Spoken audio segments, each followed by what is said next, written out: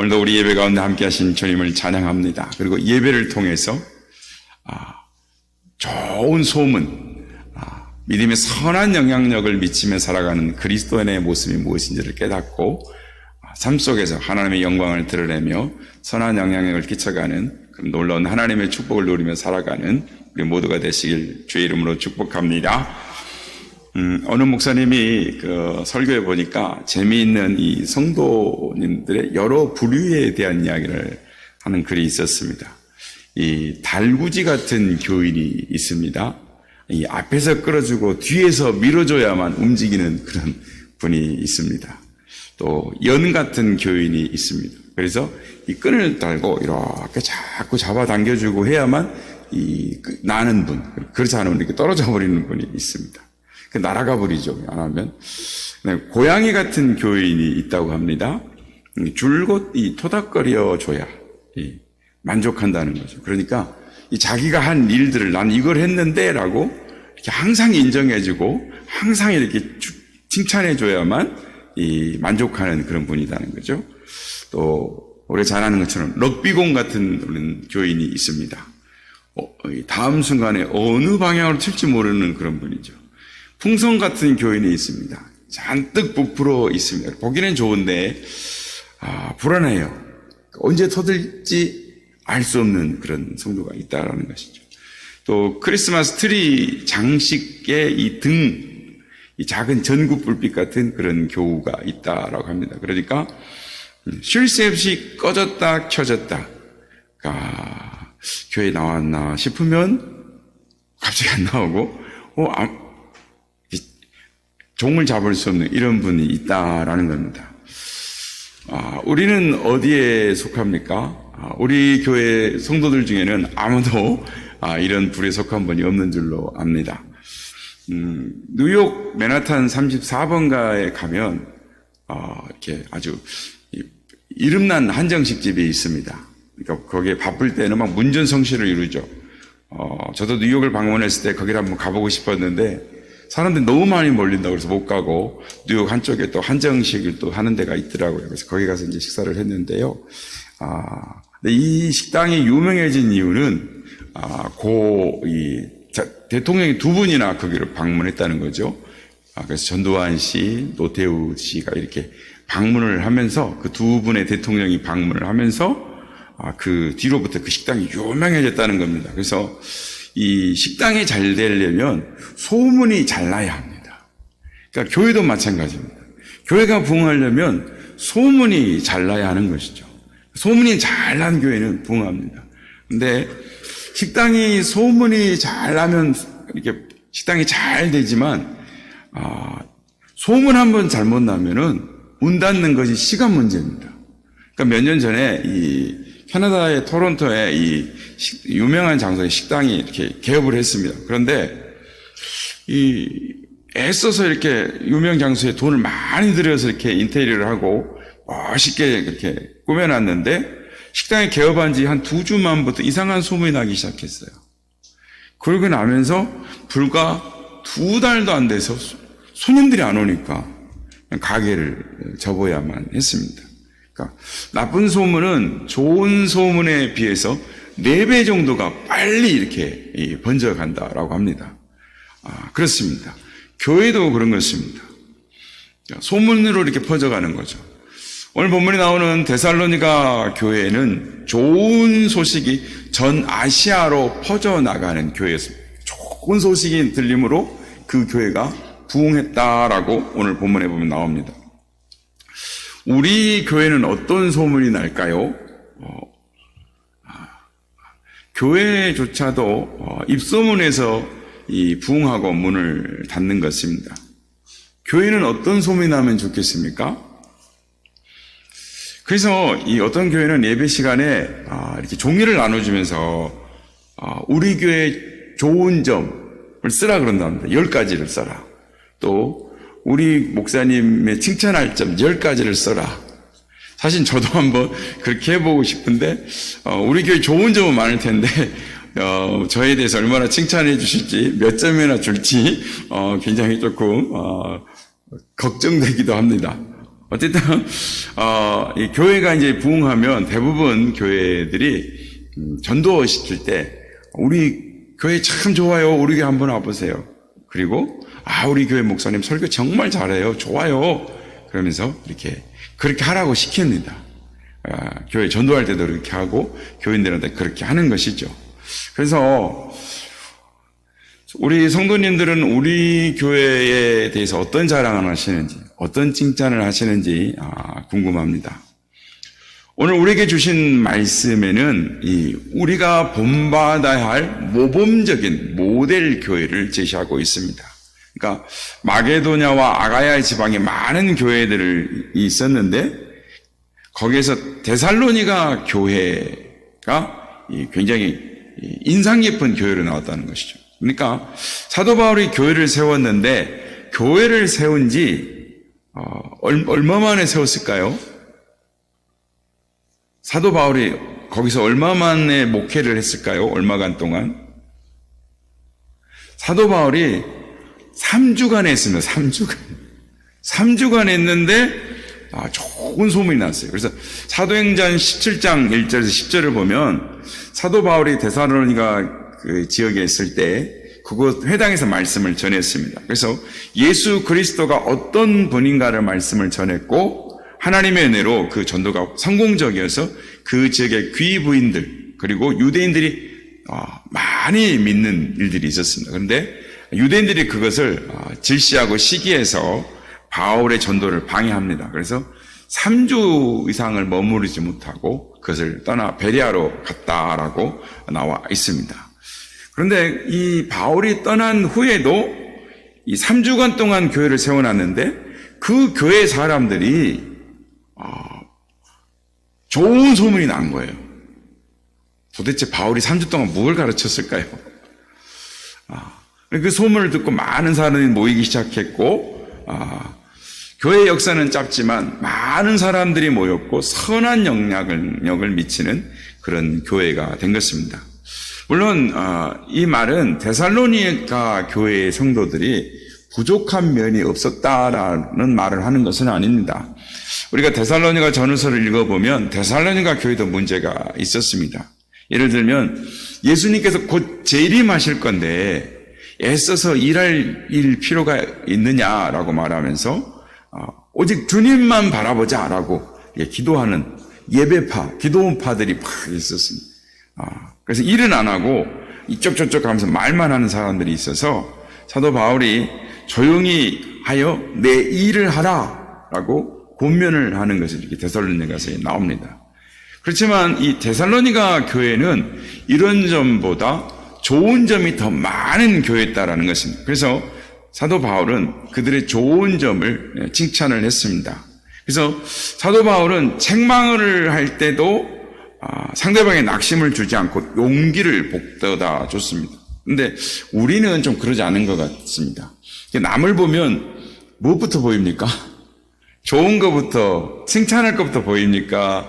아니면 단점이 보이고 이렇게 질책할 게 보입니까? 사람은 이렇게 항상 안 좋은 것부터 먼저 보인다고 합니다. 그런데 이 심리학에서는 이 사람의 이렇게 부족한 점이 보이고 단점이 보이면 그것을 고치는 방법은 상대방의 장점을 칭찬하라라고 말을 합니다. 그러니까 그의 좋은 점을 칭찬해서 그것이 꽃이 피고 열매가 맺히면 그 사람의 단점이 감춰주고 그 사람이 열매를 맺게 되는 장점이 최대화되는 그래서 단점이 고쳐진다라고 말을 하는 것입니다. 왜냐하면 사람은 이 책망과 질책을 받을 때보다 칭찬과 격려를 받을 때 더 많이 변화되고 더 발전한다라는 것입니다. 이 웰링턴 듀크라는 이 거부가 있었습니다. 그런데 그 집에 역시나 이 인류 요리사가 이렇게 그 집에 들어갔는데요. 최고의 대우를 받으면서 그 집에서 요리사 생활을 했는데 얼마 되지 않아서 나왔습니다. 왜냐하면 아무리 맛있는 음식을 최고 요리를 갖다 줘도 맛있다, 멋있다, 고맙다, 감사하다 이런 이야기를 한 번도 안 하는 거예요. 칭찬을 안 하는 거예요. 그래서 어쩌다가 조그마한 잘못이 있으면 크게 그것을 책을 잡고 책망을 해서 더 이상 그 집에서 함께 일할 수가 없었습니다. 그렇습니다. 돈이 문제가 아닌 것입니다. 사람들이 격려를 받고 지지를, 칭찬을 받을 때에 살맛이 나는 것입니다. 가정에서 엄마들이 아이를 키우는 방법이 두 가지 경우가 있는데요. 한 엄마는 아기가 실수하고 잘못한 것이 나타나면은 이거 잘못했다, 이런 성품 가지고 네가 세상에 나가서 뭘 할 수 있겠냐, 큰 사람 못 된다, 큰 사람 되려면 이렇게 해야 돼라고 자꾸 책망을 한다는 것입니다. 그러나 또 다른 엄마는 잘하는 점을 보고 너는 이것이 참 훌륭하구나, 이것을 잘 키우면 앞으로 큰 인물이 될 거야 하면서 계속 장점을 칭찬해주고 격려해주고 지지해줄 때 이 아이가 바른 사람으로 큰 인물로 자라난다라는 것입니다. 그렇습니다. 좋은 것을 자꾸 칭찬해주는 엄마가 바른 교육을 하는 것입니다. 그러면 나쁜 점은 자연히 없어지고 마는 것입니다. 이것을 보면 오늘 말씀에 보면 사도 바울도 굉장히 심리학적인 부분을 잘 알았던 것 같습니다. 아니, 성령 충만하면 그렇게 하나님이 인도하시는 것 같습니다. 데살로니 교회에 단점이 있음에도 불구하고 그들을 칭찬합니다. 그 중에 몇 가지가 오늘 본문에 나오는데요. 그것을 살펴보겠습니다. 첫째, 믿음으로 역사하는 교회다라고 칭찬합니다. 하나님은 무엇보다도 믿음을 귀하게 보십니다. 히브리서 11장 6절 말씀에 믿음이 없이는 하나님을 기쁘시게 하지 못하나니 하나님께 나아가는 자는 반드시 그가 계신 것과 또한 그가 자기를 찾는 자들에게 상 주시는 이신임을 믿어야 할지니라 라고 말씀을 합니다. 주님은 그 어떤 것보다도 우리의 믿음을 보시는 것입니다. 그리고 우리에게 그 믿음을 발견하시면 아무리 작은 거라도 기뻐하시는 것입니다. 그런데 여러분, 믿음에는 두 가지가 있습니다. 첫째는 구원받는 믿음과 역사하는 믿음, 두 가지가 있습니다. 많은 사람들이 예수 그리스도를 자신의 구세주로 영접합니다. 이거는 자신이 구원받는 믿음입니다. 그런데 많은 그리스도인들이 역사하는 믿음을 모르고 그래서 믿음의 역사를 체험을 하지를 못하는 것입니다. 믿는다라고 고백하는 것도 더 중요하지만 더 중요한 것은 그 믿음이 우리의 삶의 현장 속에 나타나고 체험되어야 하는 것입니다. 1895년에 위글스워드라는 이 위대한 사역자가 있었습니다. 이분은 죽은 사람 13사람을 예수의 이름으로 일어나라 해서 살린 그런 믿음의 역사들이 있었습니다. 그래서 굉장히 믿음을 일으키는 그런 사역자였는데 한 번은 이 사람이 애리조나에서 집회를 하고 있는데 어떤 여인을 이렇게 앞에 있으니까 그 여인을 향하여 이렇게 기도했습니다. 이제 내가 당신을 바라보면서 내가 당신을 위해서 기도할 테인데 당신은 이 건물 주위를 뛰어다니십시오. 그랬더니 이 여인이 하는 말이 저는 폐가 안 좋아서 서 있기도 힘듭니다. 근데 저보고 뛰라는요. 그러면서 위글스워드는 이 주저주저하는 여인을 이렇게 쳐다보고 있다가 단상에서 내려와가지고 그 여인의 손을 잡고 뛰기 시작했어요. 앞에를 막 뛰어다녔어요. 그러니까 서 있기도 힘들다고 하던 그 여인이 위글스워드의 팔을 잡고 얼마나 잘 뛰어다니는지 그 앞에 있는 사람들이 다 보고 놀랐다라는 것입니다. 그렇습니다. 믿음의 역사는 믿음을 가지고 그 믿음대로 나아갈 때, 그 믿음대로 실천할 때 믿음의 역사가 우리에게 일어나는 것입니다. 저는 우리에게도 이런 믿음의 역사가 일어나기를 소망합니다. 하나님을 믿는 자에게는 능치 못함이 없는 것입니다. 믿음으로 한번 기도해 보십시오. 하나님께서 병든 자를 고치시고 믿음으로 기도하면 역사하시고 응답의 기쁨을 주시는 것입니다. 바라기는 하나님의 역사를 일으키는 믿음을 가져서 주위에 절망하고 낙망하는 이들에게 희망을 줄 수 있는 우리 모두가 되시길 주의 이름으로 축복합니다.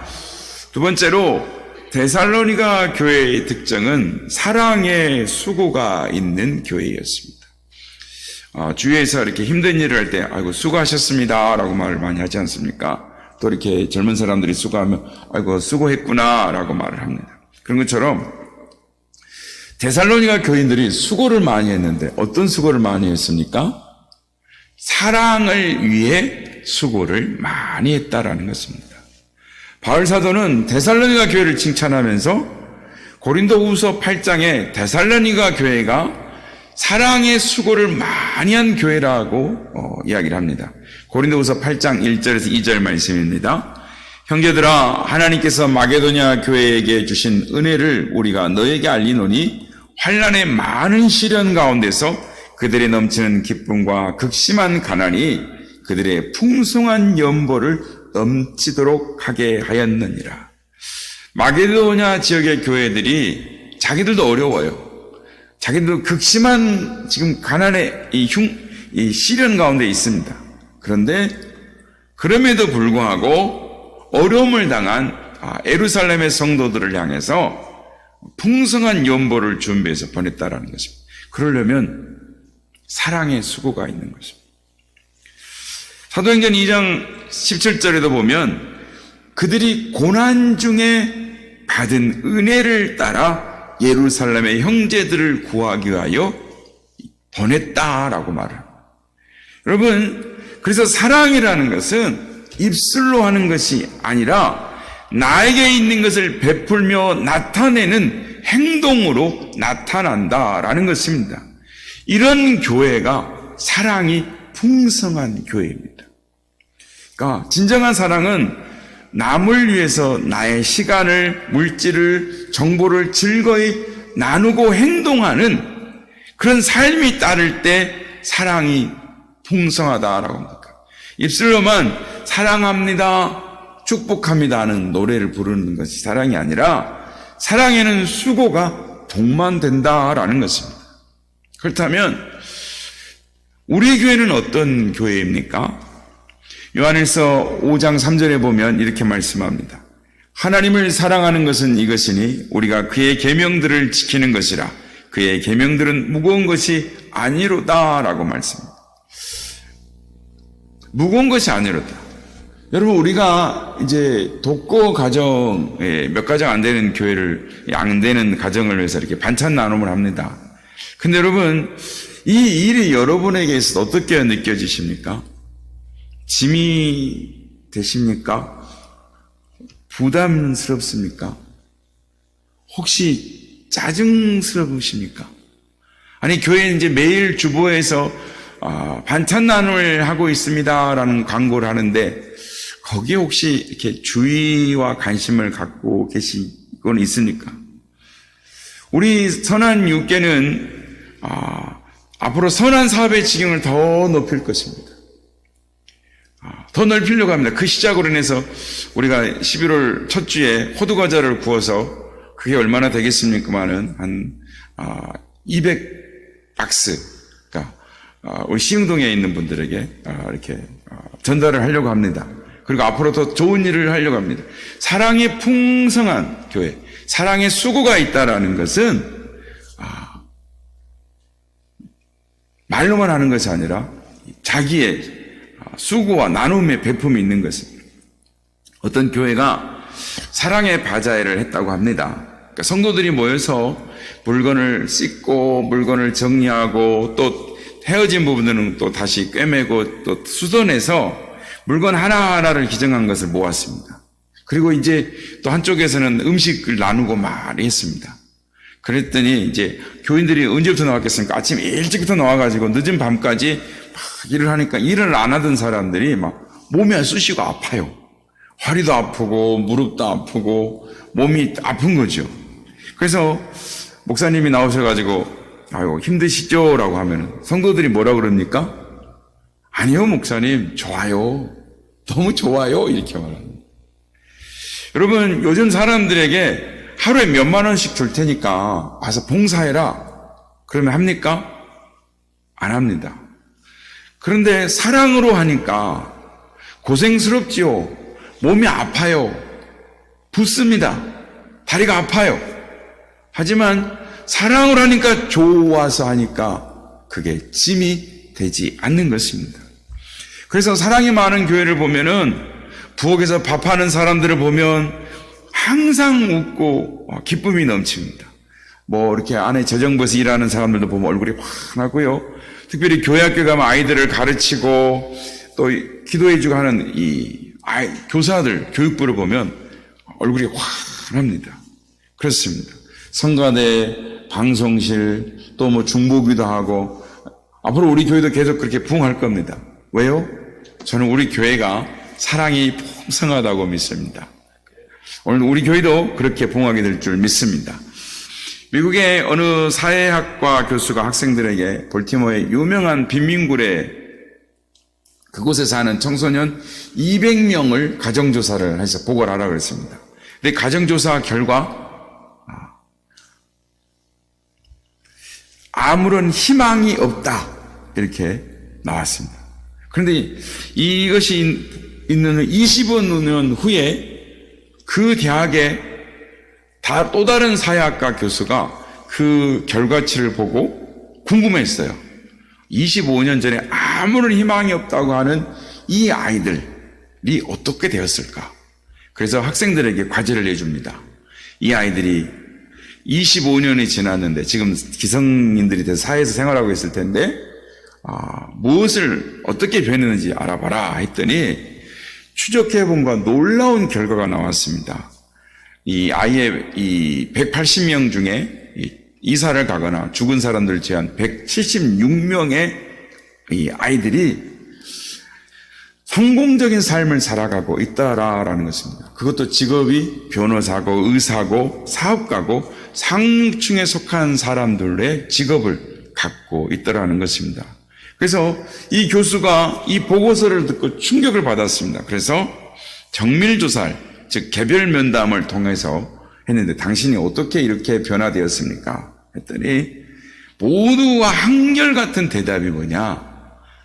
우리 선생님의 가르침 덕분이었습니다. 그래서 그 선생님을 찾아보니까 여자 선생님이셨는데 어떻게 무엇을 가르쳤습니까? 그랬더니 선생님이 미소를 지면서 그건 간단한 일이었습니다. 저는 그 아이들에게 사랑을 많이 주었을 뿐입니다. 라고 했어요. 그렇습니다. 진짜 사랑은요, 수고가 따르는 것입니다. 수고가 없는 사랑은 진짜 사랑이 아닙니다. 사랑의 수고가 있는 곳에 하나님이 역사하십니다. 사랑의 수고가 있는 곳에 기적이 일어나는 것입니다. 바라기는 우리 교회가 사랑의 수고를 힘들어하지 않고 사랑의 수고를 함으로 말미암아 하나님께 영광을 드러내는 우리 모두가 되시길 주의 이름으로 축복합니다. 마지막으로 데살로니가 교회는 소망의 인내가 있는 교회였습니다. 그러니까 소망과 인내가 이렇게 따로따로 노는 것이 아니라 소망과 인내는 이렇게 함께 갑니다. 그래서 소망이 없기 때문에 인내하지 못하는 것입니다. 그러니까 소망이 있으면 인내할 수 있습니다. 데살로니가 교회에서 이 말하는 이 소망이란 건 주님의 재림하심을 기다리는 것입니다. 그러니까 우리에게 만일 다시 주님이 오신다, 우리 시대에 주님이 오신다라는 소망이 있으면 우리는 어떤 어려움도 참을 수 있을 것입니다. 아니, 우리가 이 세상의 짧은 세상 80, 100 사는 인생을 살곤 하지만 반드시 주님의 보좌 앞에 가면 그 앞에 서게 되면 주님이 우리를 산 삶에 대한 평가를 하실 것이다. 지금 아무리 고난이 있고 어려움이 있고 억울함이 있다 할지라도 주님 앞에 서면 믿음을 지키고 고난을 인내하며 주님의 말씀대로 나아가면 주께서 올바르게 판단해 주시고 그에 대한 믿음에 대한 대가를 우리에게 주실 거라는 걸 알 때 우리는 어떤 고난 가운데서도 소망하며 인내할 수 있는 것입니다. 주님을 소망하는 것이 부끄럽지 않습니다. 세상의 소망은 금방 사라지는 것입니다. 그러나 예수 그리스도를 향한, 우리 주님을 향한 소망은 사라지지 않는 것입니다. 주님께 소망을 두는 자는 환난 중에도 즐거워하며 인내할 수 있습니다. 이 소망이 우리를 부끄럽게 하지 않습니다. 소망을 가진 사람은 어떤 고난이든지 끝까지 참고 견디는 것입니다.